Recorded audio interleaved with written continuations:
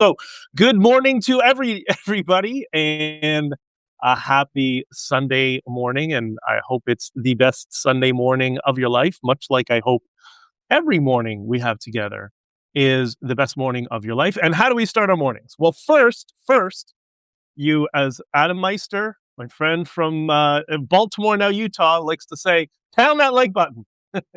He's very enthusiastic. I love that guy. So yeah, give a like to the stream. That helps. I think maybe that's what's been helping with the analytics and the fact that I'm now engaged in this more regularly, and that will increase. But how do we start our mornings? You know, come on, you know how we do it. We start with Canada's new official land acknowledgement. So grab your cup, get ready to sip. We all come together, and it says, I don't know if any of you have memorized it yet, but you should. Canada's new land acknowledgement is, we'd like to gently, because we're Canadian, right? We're polite. We'd like to gently acknowledge that we're standing on the traditional territory of, well, whomever was here and was savagely killing each other at the time. Anyway, they aren't in charge anymore. We're here until the Americans take over. Sip. You know, it's the context of things being positive. That's what makes them humorous. And that it's important sometimes that when you're going to address an important issue, you do it with a little bit of brevity and a little bit of humor, just because that way it becomes more digestible to people who might be sucked into some of the echo chambers that we're all being pushed into. Good morning, Risa. I hope you're not typing while you're driving, Risa. Good morning. It's good to see you too, and everybody else. There's a whole bunch of you now on Substack. And I just want to start with, I appreciate you. I appreciate all of you for coming here. You're amazing. And this is why I'm going to be investing so much time in this. I think I have a strategy for the locals, for the micro lessons and how to package all that stuff. I think it's going to be helpful for those of you who want to know this stuff, right? For those of you who watch Scott Adams, he started this micro lesson thing. He had like 240 different micro lessons.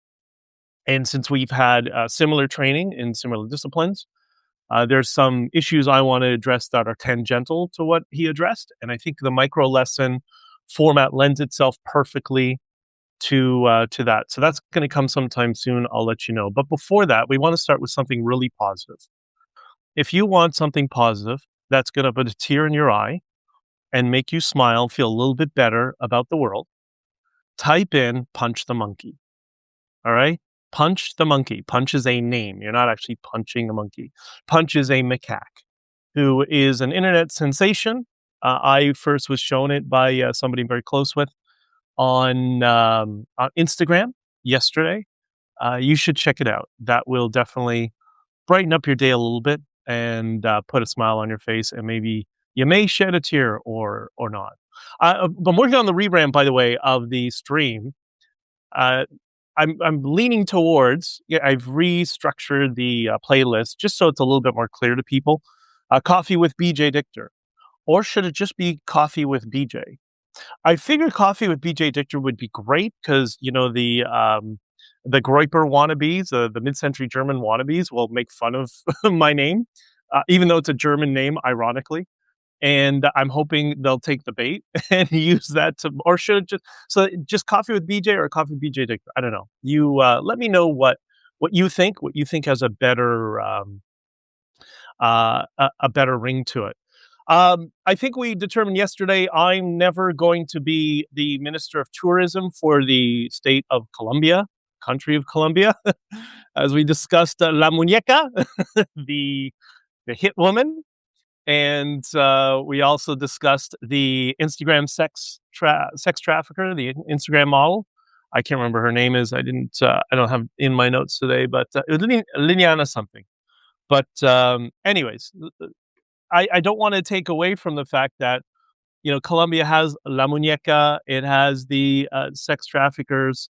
It has lots of Mexican narco cartels there. And it's got a communist guerrilla as its president, who tried to turn it into a blackface Trudeau-like S-hole, but failed. But it's a beautiful country. But the thing is, I list all of those things, and you know what I start to think? Well, Sounds like Canada, doesn't it? But you know what? In fairness, unlike Colombia, Canada will have ISIS fighters in our military with our current trajectory.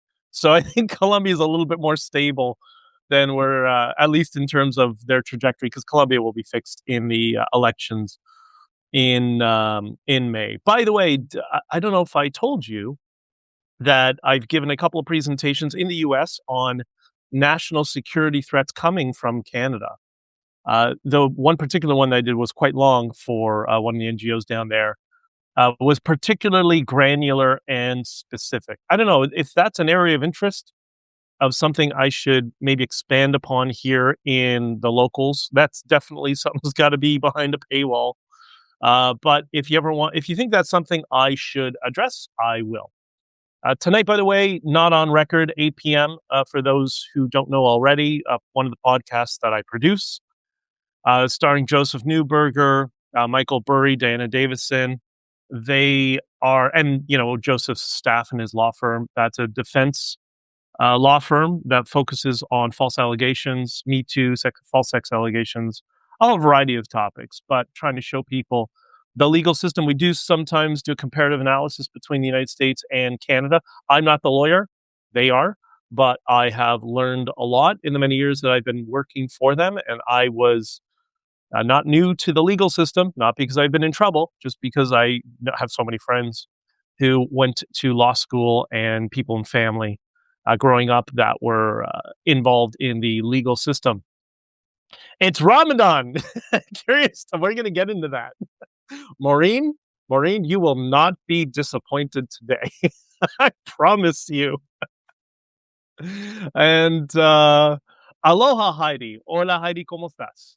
I hope everything is good with you too. So, anyways, that's back to Canada, the ISIS-ridden s-hole that it's become.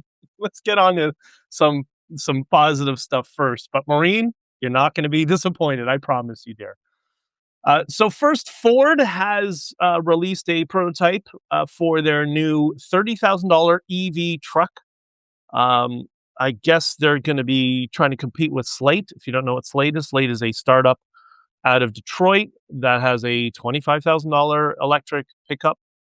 But in Ford's case, it does seem to be, and it looks like the styling is very similar to, not quite as rigid, but in terms of its aerodynamic packaging, it's basically a Tesla Cybertruck underneath. And that's according to a number of publications, everything from Car and Driver, Google News was regurgitating other people's stuff and whatever. I don't know the original source for it. I guess a bunch of auto journalists were at a presentation, so it's many people were covering this. But what's interesting about it is Ford poached some senior engineers from Tesla to build the truck. So it's not just, looks similar in terms of profile to the Cybertruck, but it seems the people who engineered the Cybertruck also engineered the Ford one. And, I'm going to give myself a pat on the back for this. Scott Adams always talked about the ability to predict. And I've had some good predictions. I've had some ones that failed, but I've had a lot of surprising ones. Many years ago, I predicted that on a podcast, actually, one of the first podcasts I did with a close friend of mine, as kind of a practice for where we're going to go with all the other podcasting I was doing. And this was long before even politics, a while ago. And I made this prediction on one of our episodes that Tesla would dominate the auto sector. And this was in, I think, 2013, if I'm not mistaken.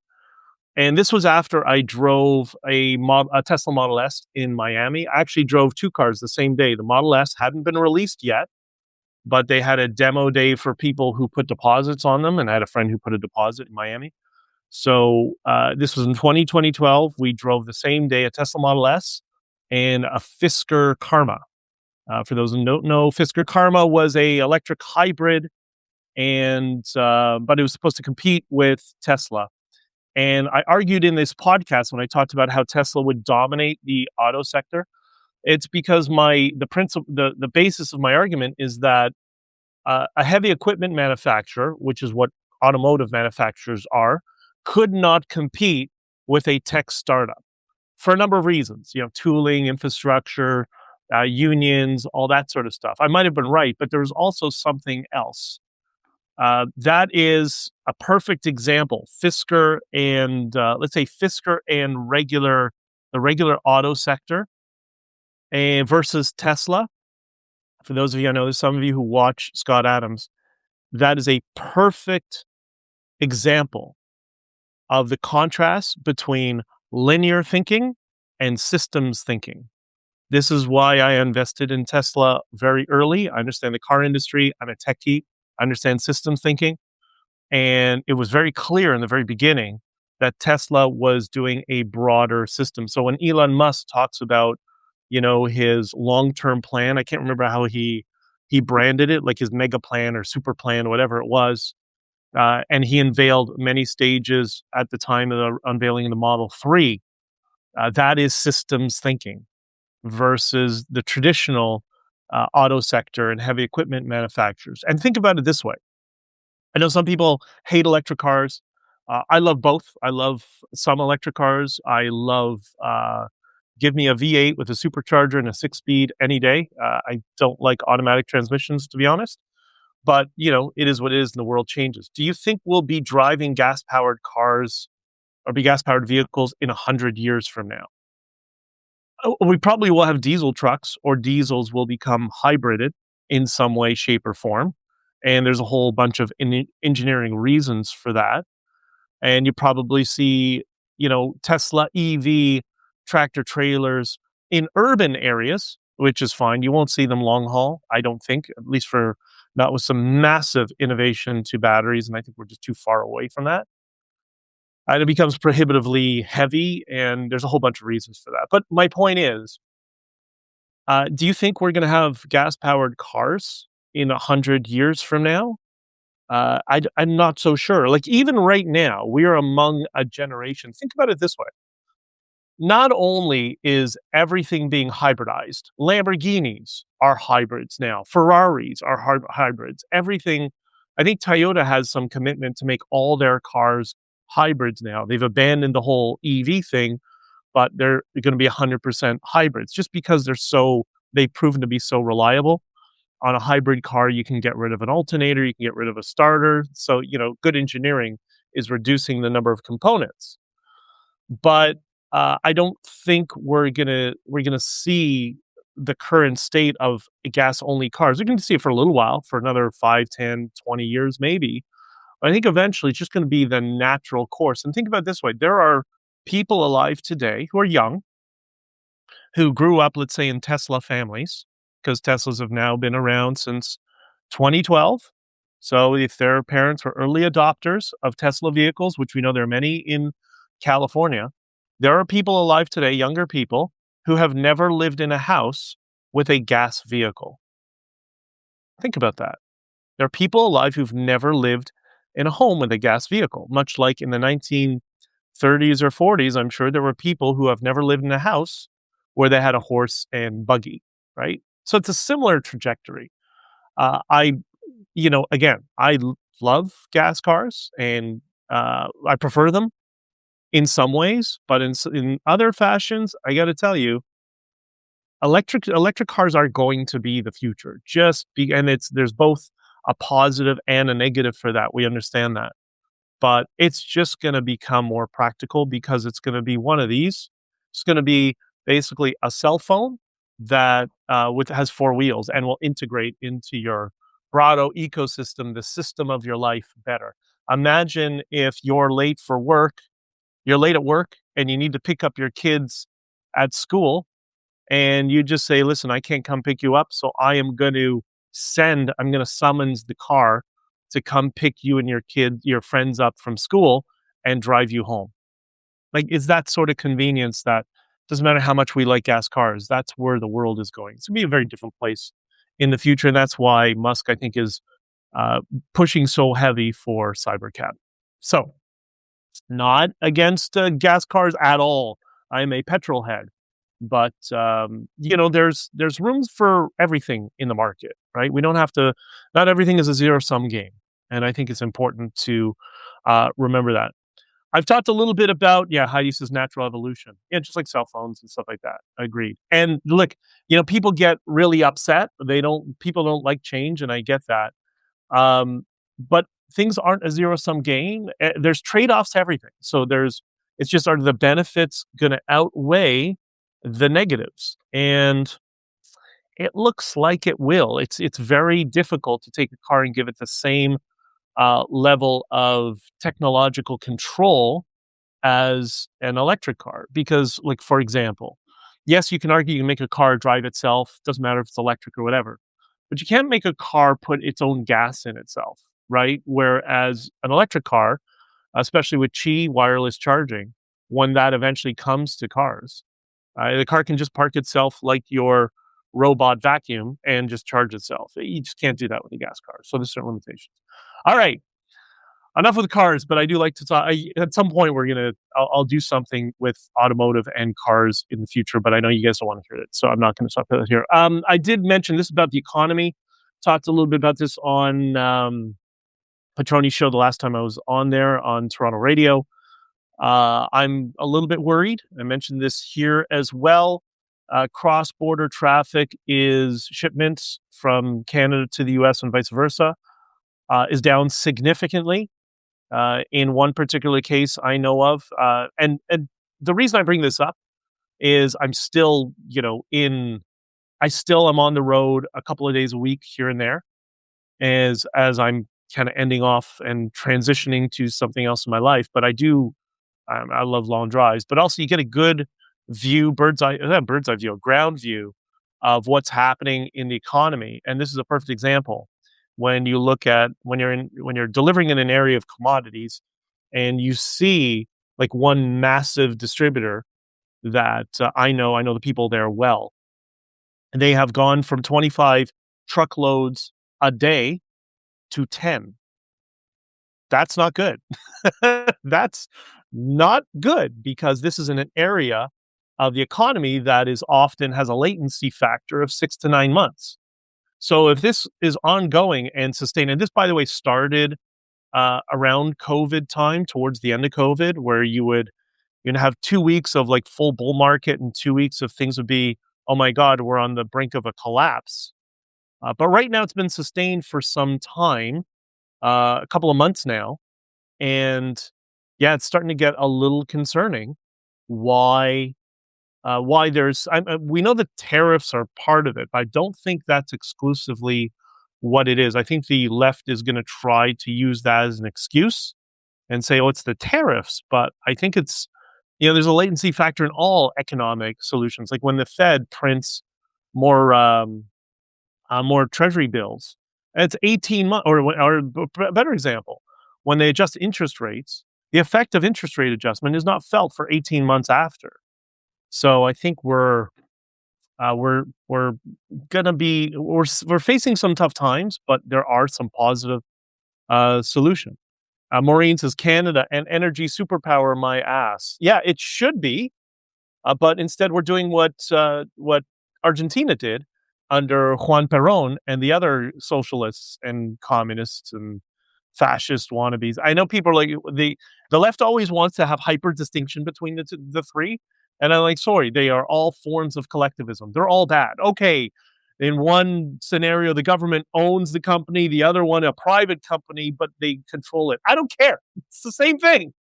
It's the same thing. It's the equivalent of what Scott talked about, word thinking, trying to redefine, our interpretations of words. Maureen says, I'd take a taxi and avoid paying car insurance, electrical setup. Yeah, I think that's most people. Like I'm a big car guy, so for me it's a big, emotional change that you gotta.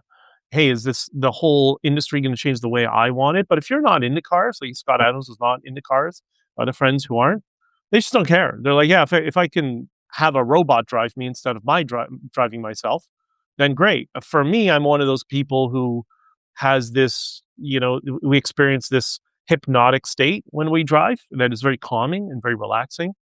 And so for people like myself, it's annoying, but that's just the way the world works. But yeah, Maureen, I agree with you 100%. So, I'm concerned about where we're going economically, not just in Canada, but I don't know about the United States. Because when I'm in the United States, it does seem like it's booming. And it seems like it's booming in certain economies. You know, when you go to Florida, and maybe this is a hat tip to Ron DeSantis. And by the way, Ron DeSantis, what do you do? Just got rid of the Florida state legislature, just got rid of property tax. Really? Like, okay, great. I mean, maybe that's the positive vision we can have of the future with more libertarian economic policies. That's why I don't like to, I hate the labels of conservative, liberal, libertarian. Objective is a good label, but again, I don't like labels because every philosophy sometimes has something to contribute. And sometime in the near future, I'm going to talk about the contributions that come from the more socially liberal side of things. And I can give you specific examples. And the world has changed a lot and things have gotten spiraled out of control. But, you know, there are certain aspects that are helpful from each political philosophy. At least that's kind of how I see it. Okay, so we're going to start in a little bit more spicy stuff, Maureen. So, my somebody who I very much admire and have for many many years, who I met a long time ago, a gentleman by the name of Robert Spencer from Jihad Watch. I hope people from the Carney government are watching. They would have had a collective heart attack. No, but a collectivist heart attack. So Robert has been working on Jihad Watch for over a decade. He's been doing the research, I think, for 18, 20 some odd years. Been quite a while. I met him a couple of times when he used to come to Canada. I've actually tried to use the little bit of influence that I have and people I know to get him a couple of interviews and to try to get him some exposure to different people. And I think we should all do that for people when we think they have a good voice and that people need to hear them. That we go out of our way to try to open doors and introduce them to people. So I've had the privilege of being able to do that for Robert. So he has an article titled "Muslim Crowd in Times Square Boasts We Are Taking Over New York City." Now, that is referencing, I'm sure you're all seeing it all over both news, all captured media, non captured media. Lots of people are discussing it right now. And this is in relation to, I guess it was the beginning of Ramadan, whatever that is. I don't really know, honestly, and I don't really care. I don't care. I'm never going to care. The Ramadan, whatever. It's a thing. It's a thing they do. And this referenced street prayers. And these street prayers were obviously in Times Square in New York City. We saw all the, extremist stuff. This is why I use this distinction, and people get frustrated with me sometimes, but it's because I'm trying to reach a different audience. People like Gad and Robert, and I'm sure get frustrated with me when I use the term Islamist versus Muslim. I don't like the word Islamism as like it's a different philosophy. Like I get it. They're trying to acknowledge Hassan al-Banna and Said Qutb. Just say the Muslim Brotherhood because that's where it comes from. That's how I do it, right? But anyways, that what you're seeing in Times Square, those are the Islamists. And there's a whole range of different, Muslims who just some don't want anything to do with it. Some become atheists. Some just want to be left alone. Some agree with it, but just won't participate. And those also can be dangerous because they're just going to go whichever way the wind blows. But that's actually most people in the world. And that becomes very dangerous when you have an extremist ideology that has the political clout and are the ones that are the mainstream. So that street prayer, those are Islamists. So how do we know that? Well, there's one very simple way to understand this. Did you know? I'm sure some of you know, because I know there's a number of you that are passionate and concerned about this issue as well. Did you know praying in the streets is banned throughout the Muslim world? Think about that. Praying in the streets is banned throughout Muslim countries. And Because it's banned for a couple of reasons, but I want people to understand this framing. The Islamic or Islamist street prayers that you see, it's almost a form of pornography. Now, remember the different framing that of how we interpret words. I think it's important to explain this to people with this frame. So I want you to think and see street prayers as though this is Islamic pornography for extremists. And I think you should reference it as Islamic pornography. Give it the stink it deserves because it's completely banned throughout the Islamic world, because it's seen as a sign of subversion and dominance. Praying in the Middle East and throughout Islamic countries is limited to mosques and masjids. Masjids are prayer rooms, the ones that aren't full mosques that pop up all over the place, and then they launder, the extremist ones launder a bunch of money from all over the world, Qatar, Pakistan, whatever. And then, they get a land deal with the city, and then they build a super mosque, right? Which is what they're trying to do in Boca Raton, Florida right now. This street prayers are Islamic pornography. Remember that and use that and explain that to people. Because even the Muslim world rejects it, right? Because it is a sign of extremism and that violence will follow, right? Because it's an indicator that they have a schism within their society that is going to try to overthrow and topple the government, like Sayyid Qutb and Hassan al-Banna, who created the Muslim Brotherhood philosophy and were executed by the Muslim world for being extremists. So when you see them praying in the streets, that is Hassan al-Banna Islamic pornography. They're pornographers. Very important, that framing. It's interesting if this, and you think, okay, what happens to them if they just violate the guidance in the Muslim world, and they decide, okay, we're just going to pray in the street anyways. Forget getting a permit. City of Toronto just hands out the permit. Oh, you hate Jews? Here you go. Here's a permit. Go. Whatever. We really have some mental midgets in our government in Canada. It's disgusting. So what would happen to them if they decided street prayers in the street in, I don't know, Riyadh? They're going to go to Riyadh, or they're going to, I don't know, Lahore? Yeah, Lahore's the same way, because none of them want to be overthrown. And you're going to have a street prayer, which is basically a signal against the government. They would be rounded up very quickly and have the S beaten out of them and their family members, and probably jailed and tortured if they tried this in the Middle East. Because the only thing they understand in that culture is force, right? It's a culture built on this dynamic of force and weakness, dominance and subversion, like BDSM. It's basically what it is, which is why it's Islamic pornography. And this, it's so important to understand. And this is what, I was just watching, what's her name? Ilanif, the woman from Israel who does those videos warning the West of kind of the Israeli experience dealing with this, and why can't people in America understand this. She just did a video explaining this, to the Trump administration, who they know it. They understand this, but they're trying to kind of thread a bunch of needles, and I get it.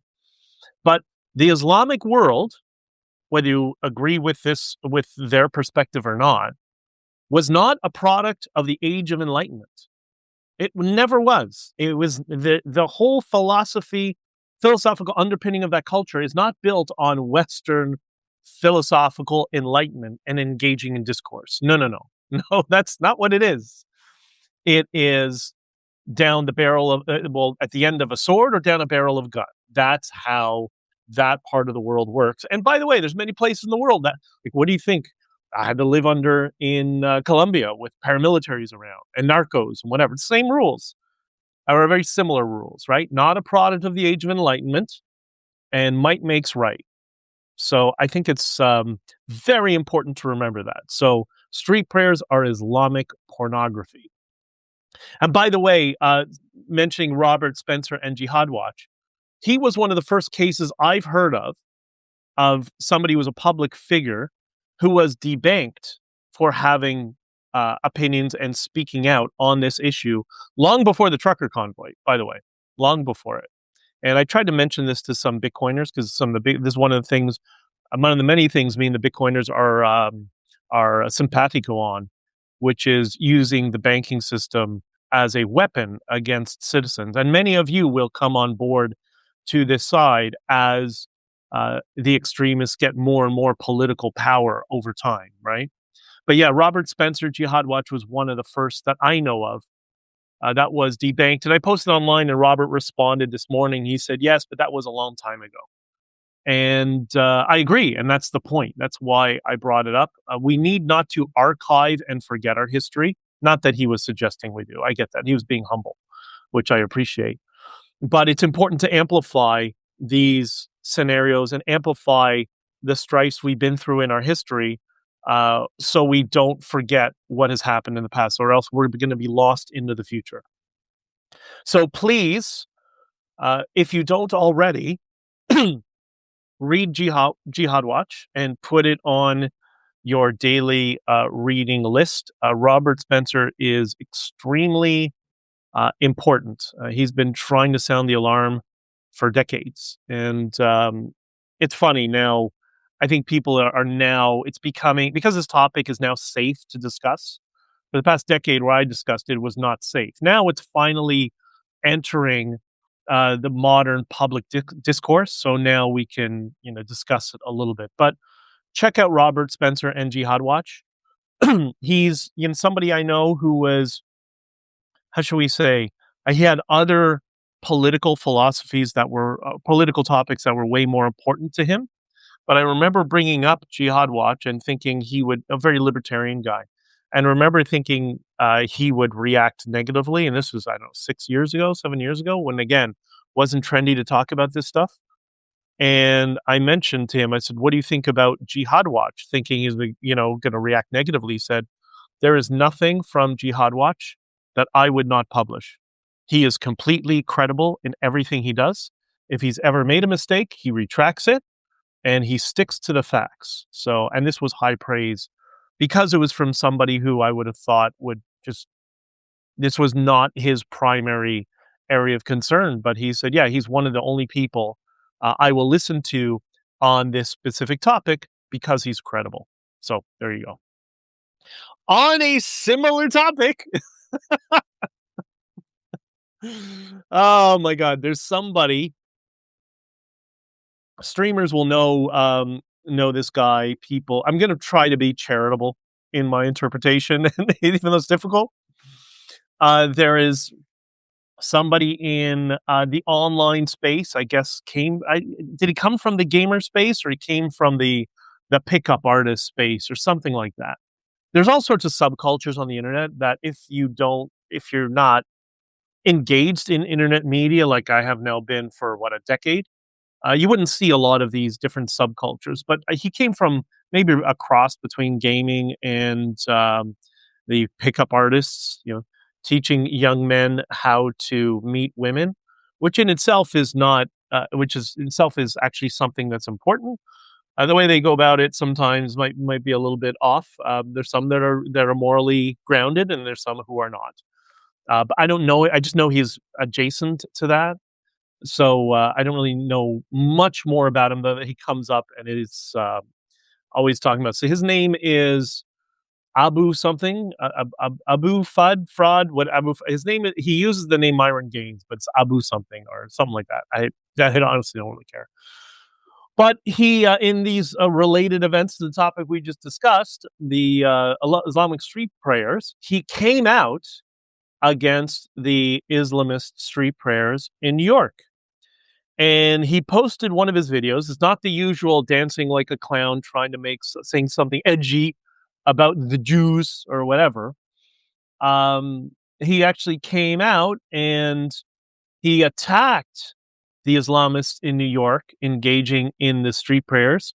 calling them stupid and mother effers. And it was quite surprising. And I may not agree with some of his, takes on stuff, but what he said is this is an exercise in dominance, and they want to take over. And he said, look, if you and he said, if you want to take over, it was if you want to live in a an Islamic country, go, leave, get out, pick one of the 50. You can go there. That this America is not an Islamic country. The important context is he himself is Muslim from the Sudanese desert somewhere. And he himself is calling them out and explaining to his audience that these people are, he also had some other epithets to refer to them as, but basically explaining that they're just trying to take over, and he was not kind in his interpretation of them. And I got to say, I appreciate him saying that. I think it's important that he said that, irrespective. I don't have much taste for some of the other stuff. But why is he doing this? Why would he come out so viciously against the Islamists praying in the streets of New York, which again, I welcome, despite the fact he seemed to have some aligned values? Well, he is what I would call Groyper adjacent. If you know what Groyper means, it just means like a gay incel who blames the Jews for their sexuality is the best way to describe it, right? Yeah, that's a joke. Come on. They joke about the Jews all the time controlling the world.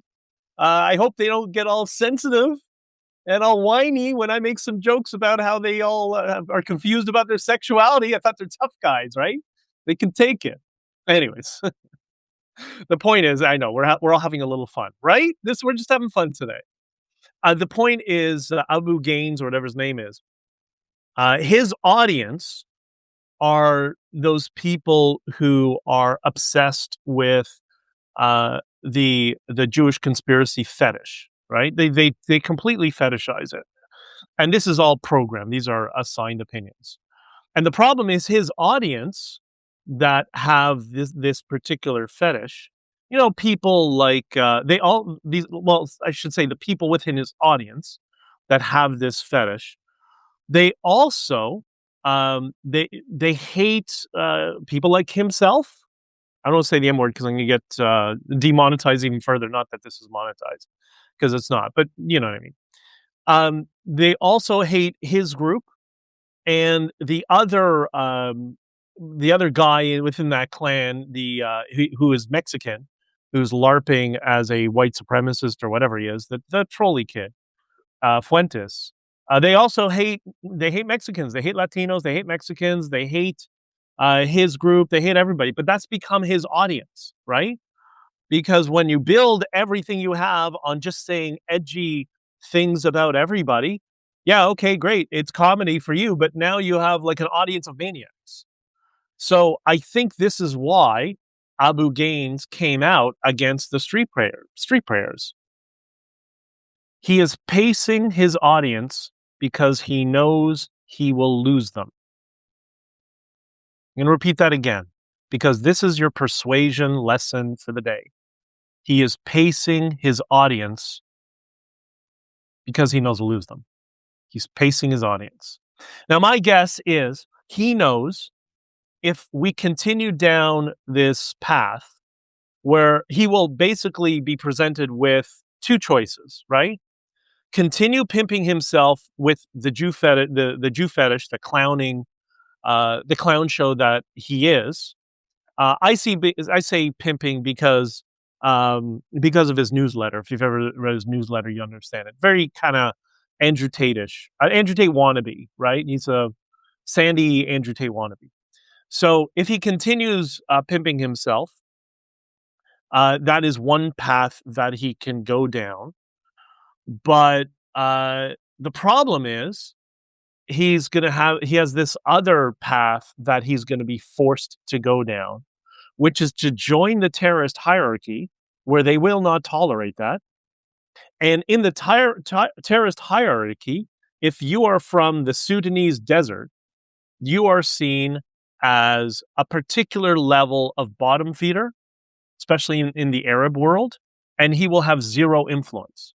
So his influence is dependent upon us not going down this complete extremist path where we allow like the Muslim Brotherhood garbage king to grow his influence in that whole group because they're going to treat him like like a clown. But if he joins the hierarchy, they also treat him in that direction. So he needs to maintain the Jew fetish audience because that's the only thing he'll be able to monetize. I think that's why he opposes the Islamic street prayers. So I don't know. Um, I can't read his mind, but I think that would lend itself to his behavior. And by the way, I don't have to be respectful. I can call him a pimp and make fun of him and Gay Fuentes because they're always joking about the Jew fetish, right? It's just a joke. All right, well, I'm just joking. I could get butthurt because I called them a pimp. Like, hopefully, they're real men and they have a little bit of thicker skin, right? Than the Islamists who always bitch and whine and complain about Islamophobic. Oh, that's why you just got to step on their throats. It's the only thing they understand.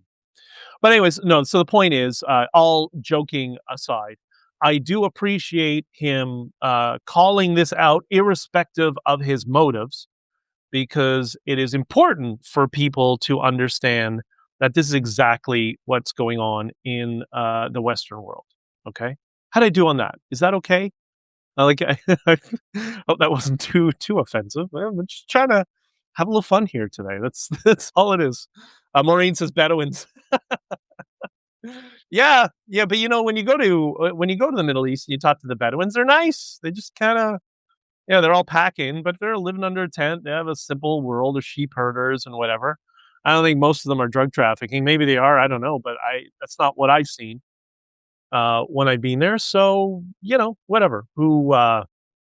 There's good and bad in all groups of people around the world. So back to New York again. We're so New York heavy today. Yesterday was Columbia. Now is New York. And I think this might be a related topic. And this is something I hate talking about, but I think this will help inform people how this strategy of subversion in the West is, how it takes hold and the long-term thinking process of it. So there was a post on X of a random city employee. Somebody posted it. I think their wording was a little bit sloppy, so I've changed the wording a little bit to make it a little bit more, I don't know, accurate in terms of what they're saying, trying to reflect their emotions. I'm trying to do it fairly. So a random city employee was pulling people aside with dogs to screen if they have dog poop bags. Okay. And what the post infers, it says more foreigners, referring to this employee, they said more foreigners employed by the city now stopping people with dogs, demanding that if you're walking your dog to verify you have a poop bag. These are guests in our country. Now this tiny minority are screening for poop bags. I think people see this as one of those very superficial surface level issues. I think it goes way more deep than that than people realize. And I'm going to try to lay this out so, maybe it helps for you to communicate to people who are still trying to figure out what's really going on in the Western world. Okay. This is how I would lay it out. So the first thing is, if you grew up in Canada or the US throughout, I don't know, the 70s, 80s, 90s, somewhere in the mid 90s, if I remember correctly, all of a sudden, out of nowhere, there was sweeping policies of the demand of poop bags. And I remember in my family, I grew up, we always had dogs. And to this day, my parents still have dogs, right? So everybody had dogs. We always went to the park and we played soccer, and so everyone had dogs in that sort of, suburban community and stuff. And there was always a joke, like, how do you know where the dogs poop? Right? I hate talking about this stuff, but whatever. And they would always joke, well, just look for where the grass is really dark and healthy. Why? Because dog poop is a natural fertilizer. So it was completely weird that all of a sudden, you take this natural fertilizer and you put it in plastic bags that are not photobiodegradable. There's for the enviros. Yes, we understand how this works. And you put it into a landfill. Like, that's the opposite of being environmentally friendly, as opposed to, I don't know, fertilizing the soil naturally. Yeah, it can be a little gross, but if you know, okay, don't step around the really dark grass as we were taught as little kids, then you're fine. That's kind of how it was. You let the dog out in the backyard, dog does its thing. You come in, like, okay, there's three dark areas that formed there over the past week or so. That's what we're not going to step. It's pretty easy. This is very much the mentality of Latin America, very just practical and simple. And so this all started around that time. All of these sweeping policies to go against what was organic and natural, to bring in plastic bags for this whole, this whole process of taking the fertilizer away from the grass and putting it. Okay, fine. I think there's something grander growing on. So the first thing is to understand the Islamist adversaries of the West, much like the communists, but the Islamists are better at this. They are generational thinkers. They think collectively, they plan collectively, and they have a very long time preference, right? They lobby for policies that will not benefit themselves. They lobby for policies that will benefit their descendants, right? It's the opposite of Enlightenment thinking. It's collectivist thinking. And now you're thinking, how am I going to merge Islamist trash and poop bags? I'm going to do it. Okay. I'm, you know, is there a big difference between bags full of dog crap or Islamists? No, there's not much difference between the two. They're very similar as far as I'm concerned. So in the 1980s, it is the example of Canada. I'm sure it was similar to the United States, maybe a little bit sooner. I don't know. Maybe it was in Dearborn around then. But you guys are a little bit. We're ahead of you, so maybe it was here first. I don't know. In the 1980s, that's when Canada had its first terrorists involved in our political parties, and our unions. And in the case of Canada, it actually started, and this is the process of political entryism, it started in the NDP, which is our left party. That party used to be about unions, workers' rights, and the elderly, right? It was all about elderly policies and policies for older people that don't have pensions and stuff.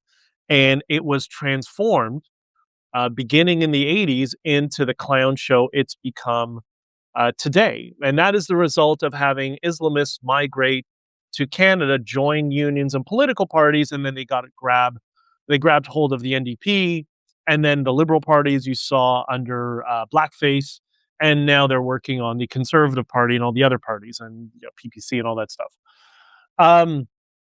So and the thing is to understand, to get away from the conspiracy thinking, they're not so structured and regimented. That this is what political people get wrong, because sometimes they're not the best thinkers. They think, oh, that's just a conspiracy because there's, just because they do this policy that it's all well thought out, like it's on a flow chart. That's not how they operate. They just introduce policies that will create friction in the society. That's all. How they capitalize it in the future, who knows? They may never capitalize on some friction policies, or they may, right?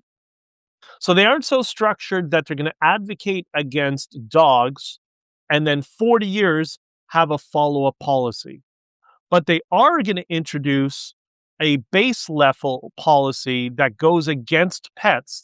They'll get as much as they can, even if it's just a little bit, like poop bags, because maybe the future generations will figure out a way to capitalize it. So their goal is to introduce friction points that may be used as a wedge in the future, right? Now, it sounds crazy to us because we're enlightened individualist thinkers. We think about ourselves and our family and those around us. They don't. They think about the collective. They think about, you hear the term Ummah all the time, right? They are singularly focused, and this is so difficult for Westerners to understand because, again, it's not a product of the Enlightenment. They are singularly focused on one, and the one thing they live for is to, sounds a little bit crazy, to bring Islam to every corner of the world.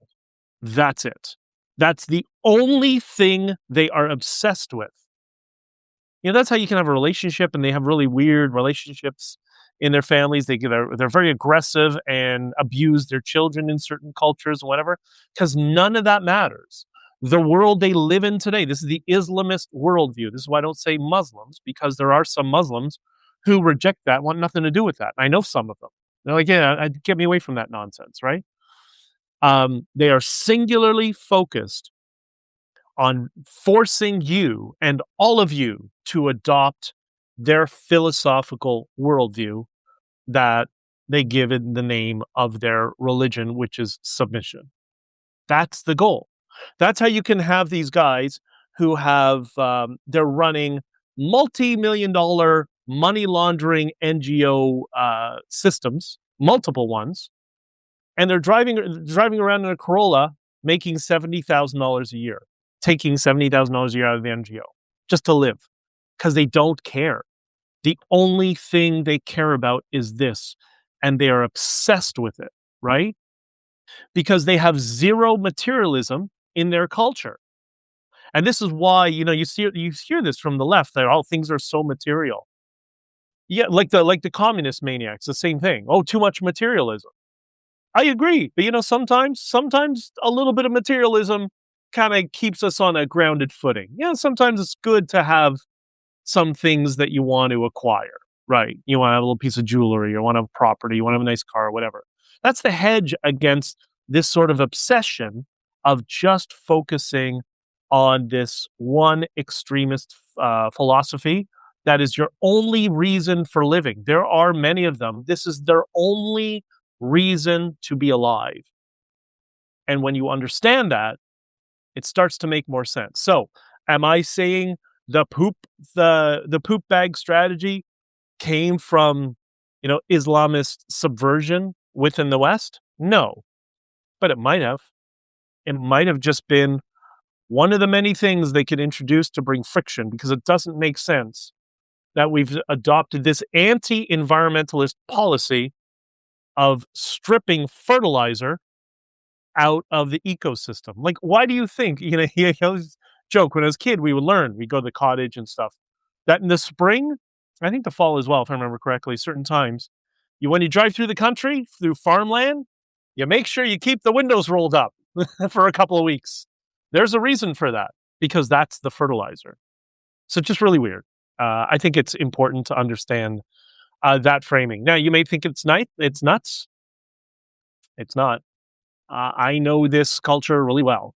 Not nearly as well as Robert Spencer from Jihad Watch, but hopefully I've given you as good enough pitch to encourage you to start reading some of his material, because it's not just reading it, but also sharing it with somebody. Fine. And if you want to share something from Jihad Watch, from somebody who's maybe just a little bit confused about the issue, get the softer material. Get the stuff that's, somebody on the other side it'll trigger them to question what's going on. Don't go really hard on the really hardcore, dangerous stuff, because that will just slip people into one of the 7 signs of cognitive dissonance. So you got to be sure to carefully, whatever.